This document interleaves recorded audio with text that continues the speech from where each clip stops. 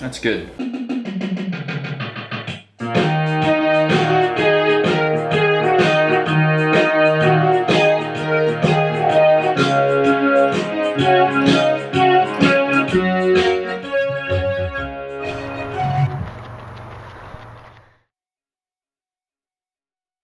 Hi there, Coach Sage Kennedy of VO2 Max Productions here with another training talk. Today we're going to talk about my number one tip for improving as a runner at basically all distances, whether you're racing a mile, 5K, 10K, half marathon, marathon, or ultra marathon. And this is applicable mainly to maybe beginner runners in the shorter distances, but also to seasoned veterans who might do really long ultra marathons. I'll kind of split the training talk into sections when I get to that point, kind of differentiating the two. But to get right into the tips, I guess first off I'll update you on my injury progress. Knee is feeling a lot better, getting after it.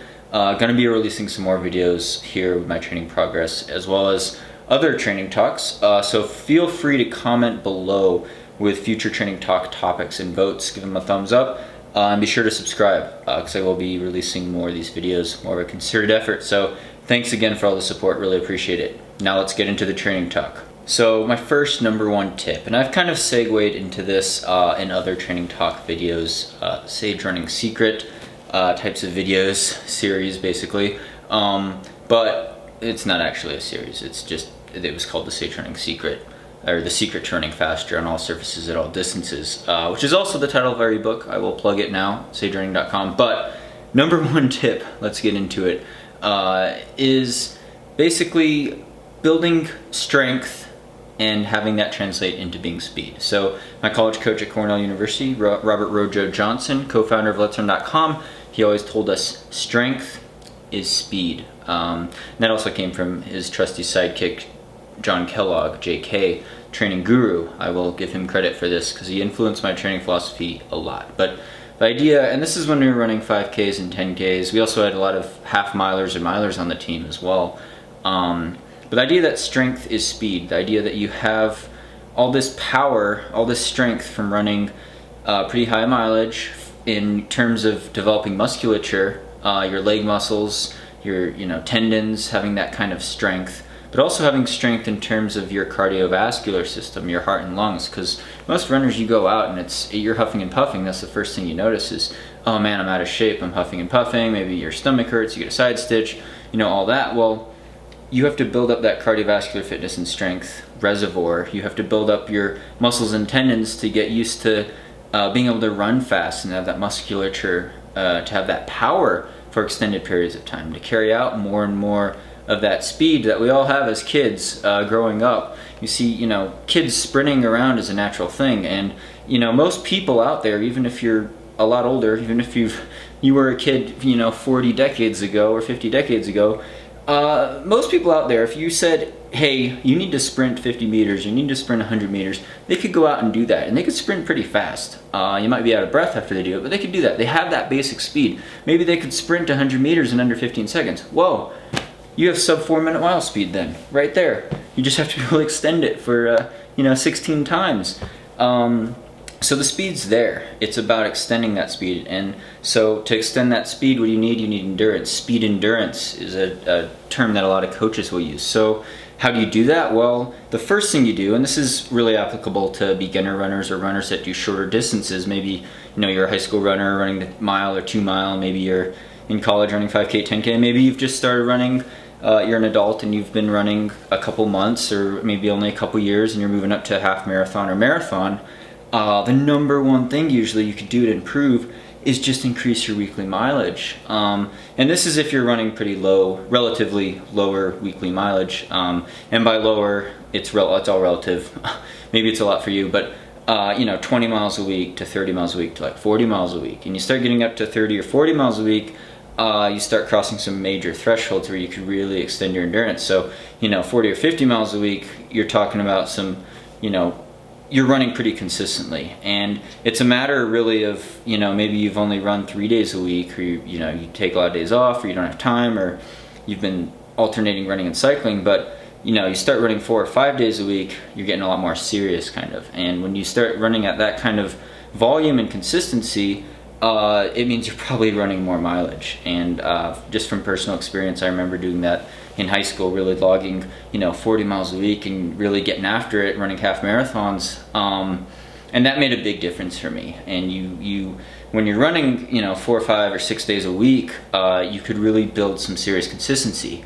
But at the same token, you can't get injured. And so with these miles, with this aerobic base that you build, you have to do it at a pretty easy conversational pace. Most beginner runners are too eager to get out there, and they get a stress fracture, or they get tendonitis or muscle strain. So you have to be careful when you introduce the mileage, and some of it is going to come down to individual differences. But really, that idea of just running easy days, conversational pace, 65 to 70% or 60% even maximum heart rate or effort, pretty relaxed pace, just getting in the time on your feet and covering the distance, keeping track of your weekly mileage is a big thing. And once you get up to 40 miles a week or something, maybe you're actually doing a concerted long run type of workout where you actually have one day where you're running a lot higher mileage. Maybe you're running, most days you run 5 or 6 miles, but one day on the weekend maybe you have time to run 10 or 12 or 14 miles, and you really get that long run up there.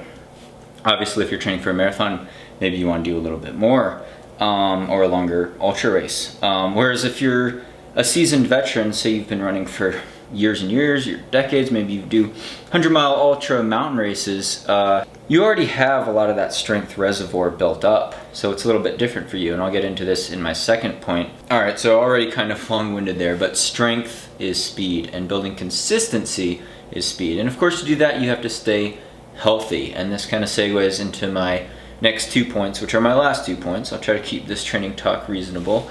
Tip number 2 is you have to stay healthy with good running form. And a lot of it does come down to running form. You can't get sloppy with your stride. And I'm just going to say here, after this video is done, I'll link to it right now, but Sandy and I did a running form video on her channel, which I'll link to right there. I'll also link to it at the end of this video to kind of optimize your running form. And we're talking about foot placement, foot strike, we're talking about cadence, body position, and things like that, because it does make a difference with your efficiency, but also with trying to prevent injury and strain.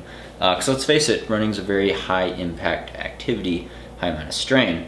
Now, that's probably, if you're a more advanced runner, like I said before, my first tip, maybe you're an ultra runner, you've run really far distances, you've been running for decades and decades, you've probably figured a couple things out by now. But what I've seen just being in the ultra running community a lot is that a lot of ultra runners could actually benefit from doing more speed work and more intense work. And we've talked about this in previous training talks, I know a lot, but basically like, getting your legs moving a lot faster, even on flat uniform surfaces like a track or a road, could translate very well into your efficiency when you take it off trail into the mountains or trails for much longer distances.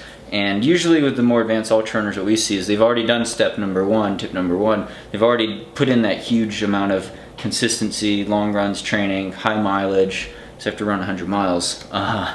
And so they have that strength all built up, and usually these people are usually pretty experienced. So it's a matter of going back to getting speed. So strength is speed, but also speed could help when you already have that reservoir strength, and that's about really fine-tuning your fitness and getting in that really high-end, we call it cardiovascular fitness, where you could charge up hills without being totally exhausted from breath. Because when you could do that, it means you're more efficient at burning fat as a fuel. You're more efficient at not developing lactic acid or that burning sensation in your muscles when you have to do that. Even if you don't do that during a 100-mile race, you probably shouldn't. You'll be burning a lot of fat, but you aren't. If you're operating at a lower average heart rate over that duration, you're gonna have less problems with everything from stomach issues to anything else that might crop up. The relative effort's gonna feel a lot less because you're more efficient, basically. So that's kind of tip number 2, optimize your running form, optimize efficiency. If you're a veteran ultra runner, get our ebook, The Sage Running Secret, A Guide to Speedy Ultras. But it is about implementing in a mix of training, and this is obviously very complicated. So I'm just gonna go on to tip number 3, very applicable. And tip number 3 for improving your running speed, improving your performance, and I might get a little flack for this, but Sandy and I'll get into this later as well with future training talks hopefully, is look at your diet. And of course Sandy and I, if you know anything about our background, we're going to advocate very strongly for a high carb plant-based diet. And I'm just going to keep this point kind of short because you could see on Instagram kind of what we eat sometimes, and we'll get into that more and more. But it's really a matter of having the right balance of protein, fat, and carbs. I'm a very high carb burner, I will say, but also because of training, you're very efficient at burning fat. And I've already done talks on long runs and fat burning and things like that, and probably get more into it in the future here. But the nutrient density, the vitamins and minerals you could get from fruits and vegetables are pretty amazing, and you could really feel good. And having an average lower body fat percentage, having really good cholesterol levels, things like that, I think, at least in my personal experience, have really helped with gaining fitness back, recovery from injury, and just general overall health. So diet's a huge component. Look at your diet. Make sure you're not out of balance with anything. I did do a training talk on nutrient vitamin deficiencies. I guess I'll link to it right there if you want to kind of touch base on what I kind of highlight as the most things that runners are really susceptible to being messed up on, and things that could really affect your running speed. So I guess that'll be it for this training talk. It was kind of long-winded. Sorry, it's pretty late at night here actually. But again, I really got to thank you guys for all the views, all the support, all the subscriptions. Again, comment below with future training talk topics. Please vote, please subscribe if you haven't already. Sandy and I want to get some more videos out there. Check out our coaching website, sagerunning.com. Like us on Facebook. If you want to follow me personally, I'm also on Instagram, Twitter, @SageCanaday, on Facebook, Sage Canaday fan page. So thank you so much again. You guys are incredible. I hope your late summer, last couple of days of summer have been awesome, and that you're ready for fall and winter racing season. But thanks again for watching and tuning in, and for all the supportive comments. I really appreciate them all. So thanks for watching, and stay tuned for more VO2 Max Productions.